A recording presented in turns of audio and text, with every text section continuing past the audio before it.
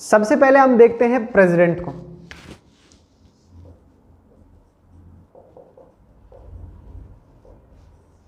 देखिए article 52 president के बारे में बात करता है कि प्रेसिडेंट भारत के एक जो है India shall have a president as the head of nation, head of state. Article 53 बहुत इंपॉर्टेंट है। देखिए आर्टिकल 53 को देखते हैं। एग्जीक्यूटिव का मतलब क्या है कि प्लान्स और पॉलिसीज को एग्जीक्यूट करना। आर्टिकल 53 कहता है कि the executive powers of union shall be vested in president but he shall exercise those powers in accordance with the advice given by council of ministers. यानी कि प्रधानमंत्री और प्रधानमंत्री का मंत्रिमंडल जो उनको सलाह देगा वो मानेंगे। आर्टिकल 74 भी यही कहता है कि there shall be a council of ministers headed by prime minister to aid and advice the president who shall in exercise of his powers work according to that advice. उस एडवाइस को मानते हुए ही वो काम करेंगे। इन दो आर्टिकल से clear है कि इस एडवाइस का मतलब बहुत इंपॉर्टेंट है। ये केवल कंकरेंस है, ये केवल विचारों का आदान प्रदान नहीं है कि सर ऐसा कर लीजिए, वो कहेगा नहीं मैं नहीं करूंगा, ऐसा नहीं है। 42nd constitutional amendment act 1976, Indira Gandhi ji ने कहा दिस एडवाइस इज बाइंडिंग। आप ये नहीं कह सकते कि नहीं मानेंगे। उन्होंने देखिए इंदिरा गांधी जी ने तो जो किया है वो आप सब जानते ही हैं। उन्होंने 24वां संशोधन किया, 1971 में 24वां संशोधन किया और उन्होंने कहा कि कॉन्स्टिट्यूशनल अमेंडमेंट एक्ट, संविधान संशोधन पर राष्ट्रपति के पास ताकत ही नहीं है कि उसको वापस करे या इधर उधर करे, उस पे he must give his assent, उन्हें अपना साइन करना ही पड़ेगा। 1976 के अंदर 42वां संशोधन लाए कि बाइंडिंग है जी एडवाइस। काउंसिल ऑफ मिनिस्टर्स ने जो एडवाइस दे दी बस।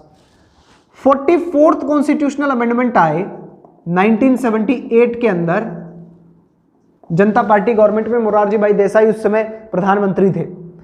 1978 में 44th कॉन्स्टिट्यूशनल अमेंडमेंट ने काफी कुछ बदला। उन्होंने कहा द प्रेसिडेंट इसमें can ask the council of ministers to reconsider the advice, however he shall have to work according to that advice if he gets the same after a reconsideration। अगर reconsider करने के बाद एक close जोड़ दिया गया इसमें, रिकंसिडरेशन, कि एक बार राष्ट्रपति महोदय कह सकते हैं कि एक बार आप इसको सोच लीजिए।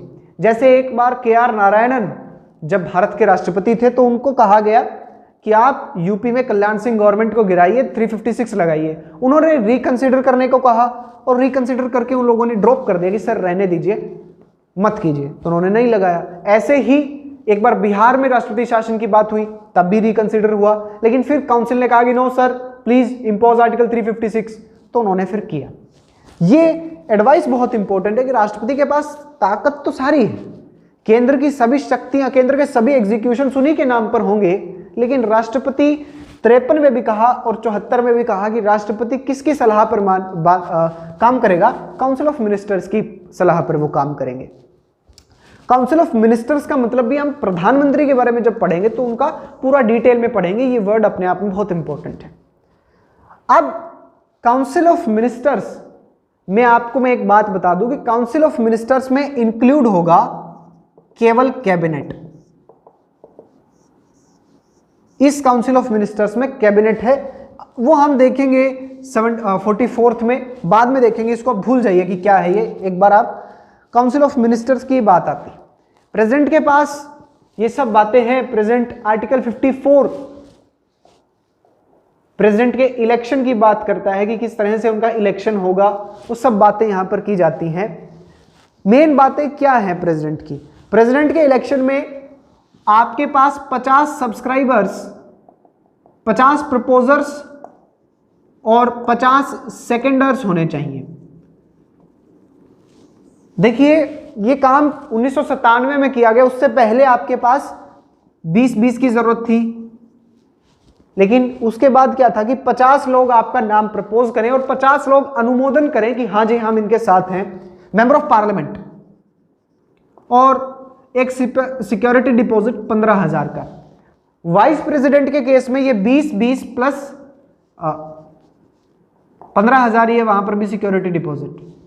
ठीक है जी, आरबीआई के पास ये सिक्योरिटी डिपॉजिट रखा जाता है कि 1/6 वोट्स अगर आप नहीं ला पाए तो ये सिक्योरिटी जब्त कर ली जाएगी। ठीक है साहब, बड़ी अच्छी बात है। अब प्रेसिडेंट की पावर्स को देखते हैं, क्या क्या पावर्स उनमें उनको दी गई है। हालांकि अकॉर्डिंग टू एडवाइस ही वो काम करेंगे। खासकर हम यहां पर ध्यान देंगे ऑर्डिनेंस मेकिंग पावर पर, हमारा मेन फोकस इस पर रहेगा, बड़ा ही इंपॉर्टेंट। हम देखते हैं कि हम 1 बाय 1 करके सारी पावर्स समझते हैं। एग्जीक्यूटिव पावर्स यानी कि एग्जीक्यूशन की पावर्स, आर्टिकल 53 में भी आपने देखा कि सेंटर की सभी एग्जीक्यूटिव पावर्स राष्ट्रपति के नाम पे होंगी। सभी ऑर्डर्स पर राष्ट्रपति का ही नाम आपको दिखाई देगा कि the president of India is pleased to issue this order, और जो भी बातें हैं सेंटर में किसी भी एडमिनिस्ट्रेशन को लेकर के या किसी और प्रपोजल को लेकर के, वो सब प्रेसिडेंट के पास होंगी। साथ ही साथ president Lakshadweep, Dadra and Nagar Haveli, Daman and Diu की गुड गवर्नेंस के लिए, किसके लिए? गुड गवर्नेंस के लिए लॉ बना सकते हैं, रूल्स बना सकते हैं, रूल्स। और इन रूल्स में ये इनकी लेजिस्लेटिव पावर में भी काउंट होगा कि इन रूल्स की वही पावर होगी जो पार्लियामेंट के एक्ट की पावर होगी। सारी मेजर अपॉइंटमेंट्स एग्जीक्यूटिव पावर्स में ही काउंट होती हैं। आपने कंट्रोलर एंड ऑडिटर जनरल की अपॉइंटमेंट, सीजीआई की अपॉइंटमेंट, आपने जो देखा जाए इलेक्शन कमीशन के और ऑफिसर्स की अपॉइंटमेंट, चीफ इलेक्शन कमिश्नर की अपॉइंटमेंट, ये सब मेजर अपॉइंटमेंट प्रेजेंट की जाती है। लेकिन president on the advice of, यानी कि गवर्नमेंट एक बना करके इनके पास भेजती है कि the president of India shall please to issue the following orders, और उस सब के ऊपर प्रेसिडेंट को साइन करना होता है। सिंपल इतना सा है। लेजिस्लेटिव पावर्स में देखिए क्या क्या है। लेजिस्लेचर से रिलेटेड इनके पास कुछ प्रिविलेजेस हैं, जैसे कि कोई भी लॉ तब बनेगा, यानी कि कोई भी बिल, एक एक्ट तब बनेगा जब प्रेसिडेंट उस पर अपना हस्ताक्षर कर देते हैं।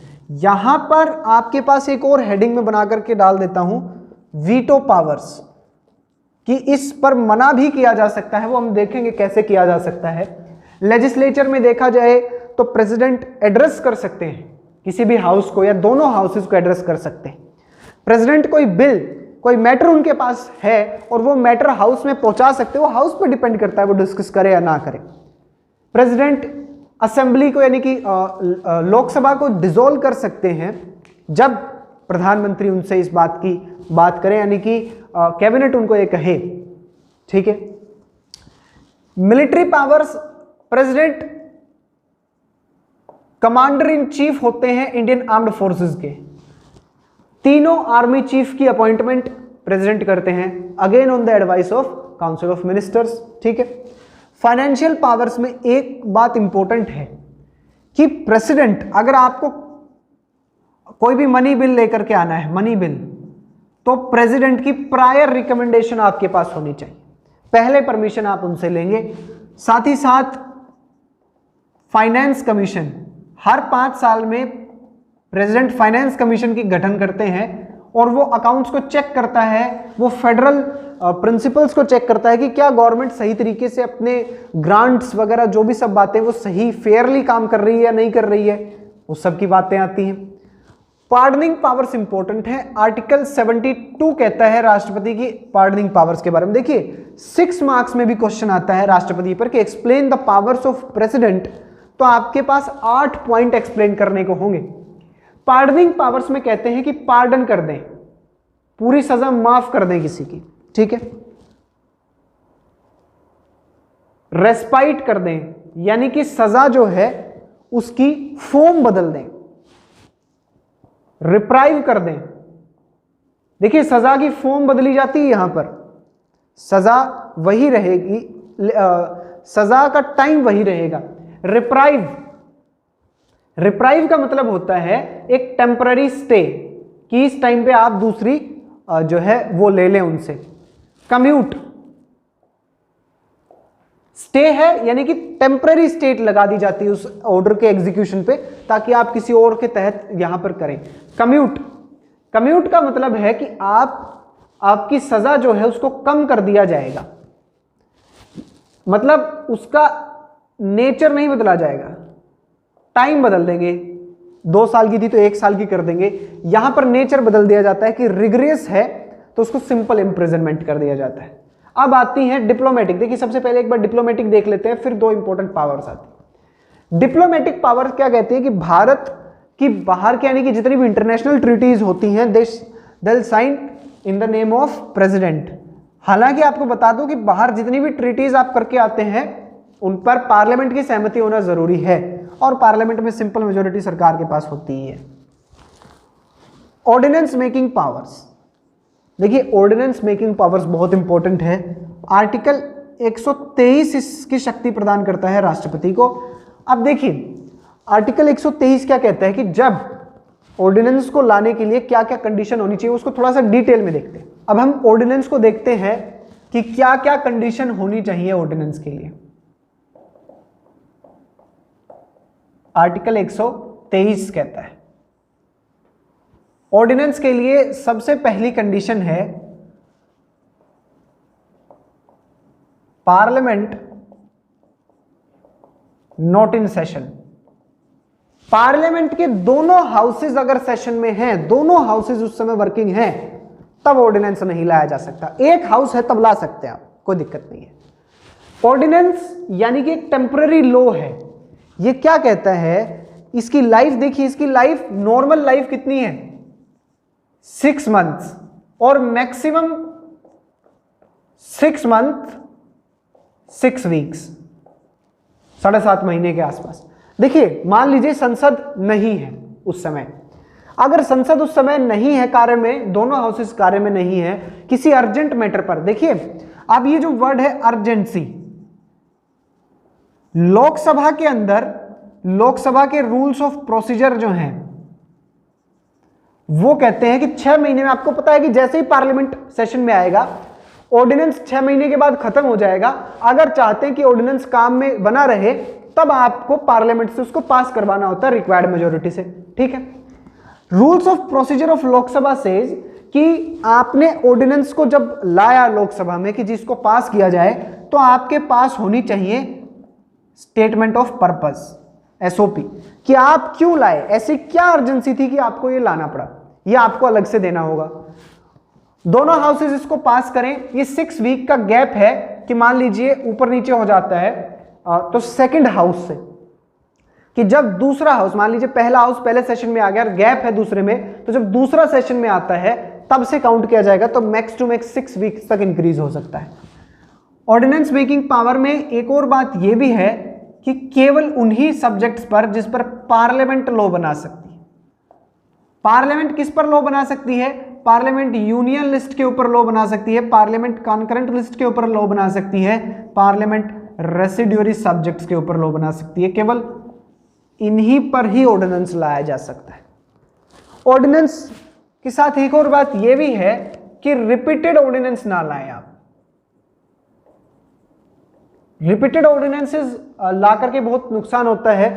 देखिए मान लीजिए आपने कहा ऑर्डिनेंस लाए, फिर ऑर्डिनेंस को पास नहीं करवाया, ऑर्डिनेंस खत्म हुआ, फिर ऑर्डिनेंस ले आए, फिर ऑर्डिनेंस ले आए, तो ऐसे में दिल्ली हाई कोर्ट ने क्या कहा? दिल्ली हाई कोर्ट ने कहा कि आपको ये देना पड़ेगा, पर्पस आपको देना पड़ेगा कि आप बिना टेक्स्ट को चेंज किए, बिना कुछ उसमें बदलाव किए, अगर आप उसको पार्लियामेंट से बिना पास करवाए बार बार ऑर्डिनेंस ला रहे हैं तो उसको मान्य नहीं किया जाएगा। क्योंकि उस समय क्या हुआ कि 1967 से लेकर के और 1981 के बीच, यानी कि इन 14 सालों में 256 ऑर्डिनेंसेस लाए गए बिहार के गवर्नर के द्वारा। बिहार के गवर्नर ने 256 ऑर्डिनेंसेस जो है उस समय जारी कर दिए। तो इस समय ये बात आई कि ऐसे नहीं बार बार आप उसको पास अपनी इंटेंशन में इसको लाएं। साथ में एक इंपॉर्टेंट क्लोज, एडवाइस।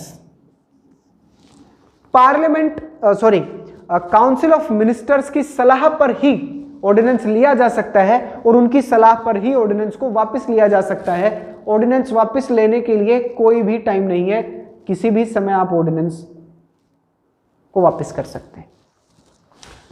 ऑर्डिनेंस के साथ वीटो पावर सब इंपॉर्टेंट है, एक्सप्लेन करने के लिए डायग्राम का प्रयोग करेंगे तो अच्छा रहेगा। वीटो पावर्स देखते हैं। अब हम प्रेसिडेंट की वीटो पावर्स देखते हैं। देखिए 4 तरह की वीटो होती है।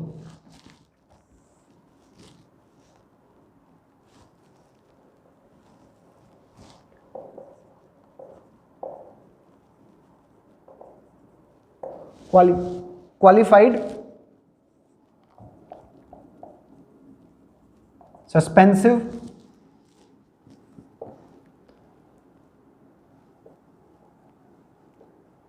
Absolute and pocket veto powers. 4 तरह की वीटो है। यूएस के केस के साथ कंपेयर करते हैं जरा। मान लीजिए संसद ने एक बिल पास किया और संसद ने उसको 50% बहुमत से पास किया है, 50% मेजॉरिटी, यानी कि एक सिंपल मेजॉरिटी से पास किया। सिंपल मेजॉरिटी से बिल पास किया, राष्ट्रपति के पास पहुंचा। राष्ट्रपति के पास जैसे ही बिल आता है, as soon as the president receives the bill, article 111 क्या कहता है? आर्टिकल 111 कहता है 3 स्थितियां हो सकती: assent, withhold, reconsideration. Important article है, याद रखिएगा। आर्टिकल 111 कहता है कि या तो राष्ट्रपति उस पर अपनी सहमति दे दे कि ठीक है बना लो, ठीक है। राष्ट्रपति सहमति देने से ना कर दे, राष्ट्रपति कह दें कि मैं सहमति नहीं दूंगा, मतलब एब्सोल्यूट वीटो। ये अपने आप में कनेक्टेड है। जैसे ही राष्ट्रपति ने कहा कि मैं वीटो नहीं, मतलब मैं इसको पास नहीं करूंगा, ना है मेरी, that means he is using absolute veto. और भारत के राष्ट्रपति के पास एब्सोल्यूट वीटो है। कैसे है?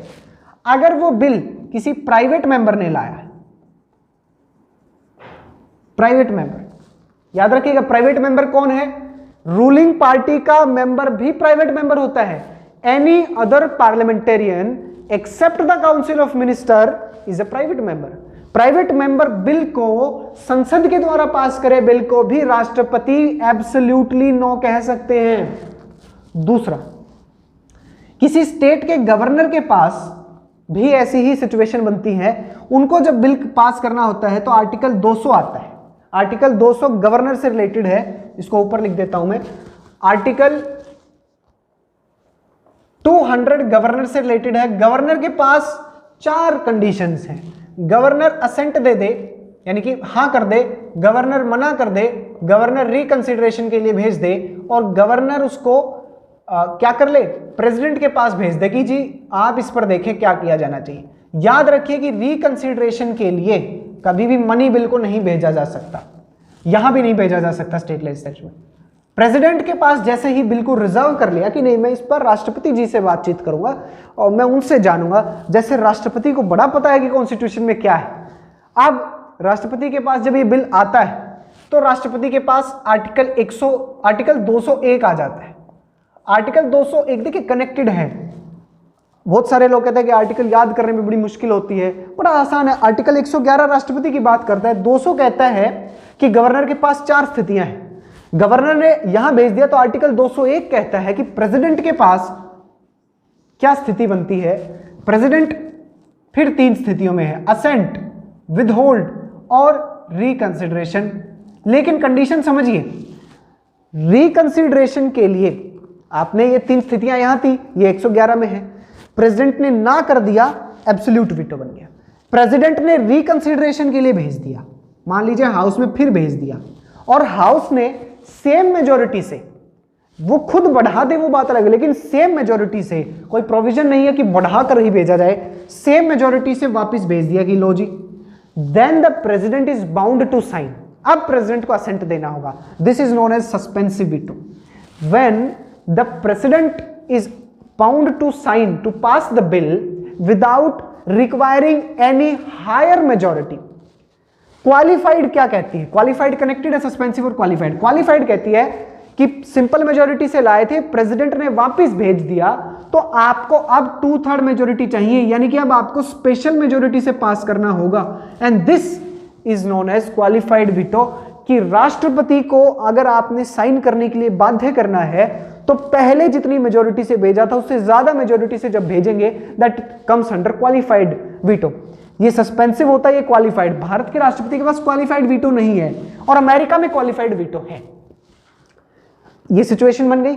अब मान लीजिए रिकंसिडरेशन के लिए राष्ट्रपति जी ने भेज दिया, वो मना कर सकते हैं, डायरेक्ट मना कर दिया, एब्सोल्यूट में काउंट हो गया. लेकिन रिकंसिडरेशन लेजिस्लेटिव असेंबली के पास गया, असेंबली ने फिर पास करके भेज दिया, राष्ट्रपति तब भी ना कर सकते. तो absolute veto in case of private member bill and absolute veto in case of state bills. Very important sir. Now pocket veto is important. Pocket veto में भारत के राष्ट्रपति अमेरिकी राष्ट्रपति से भी ज्यादा ताकतवर है. पॉकेट वीटो का मतलब है taking no action. Taking no action. Bill आया, आर्टिकल 111 कहता है कि बिल पे या तो हां भरो या ना कर दो या रिकंसिडरेशन के लिए भेज दो. इंडियन प्रेसिडेंट चाहे तो कुछ ना करे, वो सिंपली उसको अपनी पॉकेट में रख ले, माने उस बिल पे कोई एक्शन ही ना ले. This is known as pocket veto. एक एग्जांपल मैं आपको बताता हूं कि 1976 के अंदर Indian post office amendment act आया. 1986 में Indian post office amendment act आया. राजीव गांधी जी की सरकार बिल लेकर के आई, दोनों ने पास किया बिल, एक्ट नहीं bill.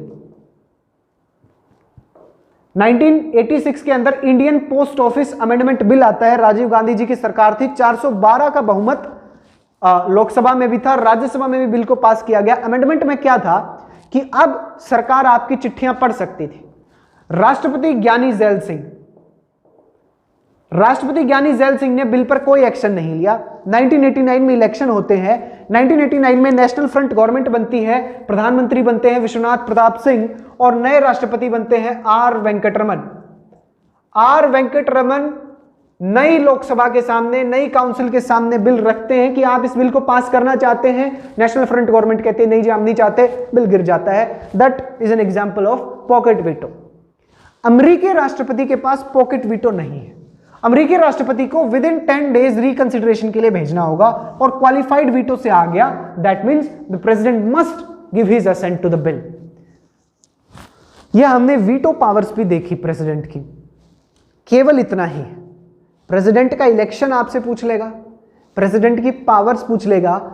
Explain the position of president of India in relation with king या आपके अमेरिकन प्रेसिडेंट, इनसे कंपेयर करवा लेगा तो आपको सब पता है. आप लिख देंगे कि जी डायरेक्टली इलेक्टेड नहीं है, इनडायरेक्टली इलेक्टेड है. यूएस में डायरेक्टली इलेक्टेड होता है.